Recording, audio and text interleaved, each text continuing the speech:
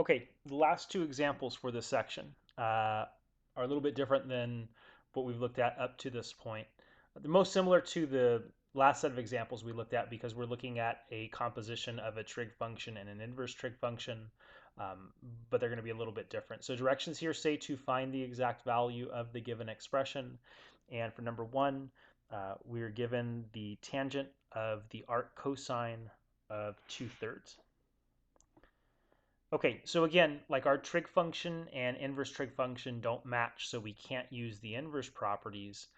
But the problem that we have here is, like, if you take a look at the inner function in the composition, because that's an inverse trig function, you know the output for that has to be equal to some angle measure theta. Okay, so we can take that equation and write it as a trig equation. We want to find an angle such that the cosine of our angle is 2/3, which is a problem for us because that doesn't fit one of the reference triangles. It doesn't fit the 45-45-90 triangle or the 30-60-90 triangle, and it also doesn't fit a quadrantal angle. Okay, so we have a bit of a problem here. So what we're going to do to get around this is we're going to draw ourselves a diagram modeling the equation in red. Okay, so the cosine of angle theta is 2/3. Well, let's think about this really quick. If we're trying to find the arc cosine of 2/3, because that ratio is positive, that tells me that the angle output has to lie in quadrant 1. Okay, so what I'm going to do is I'm going to construct myself a right triangle in quadrant 1 such that the cosine of that angle theta is going to be 2/3. So if cosine is 2/3, cosine tells us the ratio of the side adjacent over the hypotenuse. Okay, so that's going to make the side adjacent 2, the hypotenuse 3, and then we can use the Pythagorean theorem to find the missing side length. So if we use the Pythagorean theorem to find that missing side length, that's going to be equal to rad 5. I'm not going to work that out. Okay, so that right there is the right triangle such that the cosine of that angle is 2/3. And then what we're being asked to find in this composition then is what the tangent of angle theta is going to be.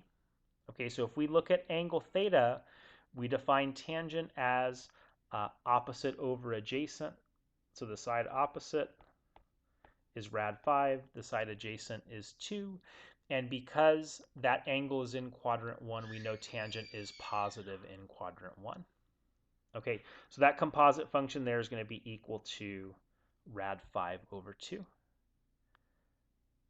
All right, I want you to use the same process to figure out number 2. So go ahead and pause the video, give that a try, and then whenever you're done, turn it back on to see how you did.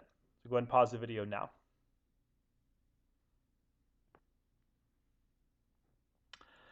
Okay, so let's check and see how we did with this one. So again, we have the same situation that we had in the previous example, where we have the composition of a trig function and an inverse trig function. The trig function and inverse trig function don't match.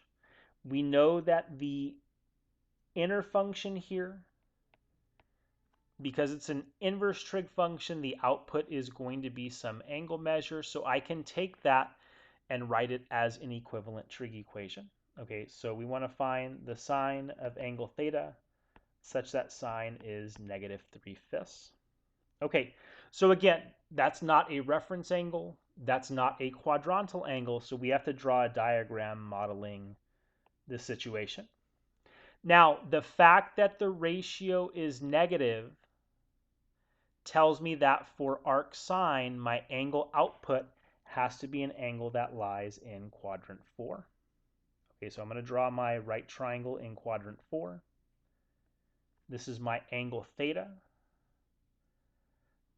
And then sine is going to be -3/5, but because we're talking about a right triangle, all of our side lengths have to be positive here. So sine is opposite over hypotenuse. So the side opposite has to be 3.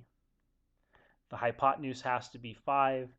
We can use the Pythagorean theorem or the fact that this is a 3, 4, 5 right triangle to find the missing side length to be 4. Okay, so what we want to find now is the cosine of angle theta. So cosine is adjacent over hypotenuse. The side adjacent is 4, the hypotenuse is 5.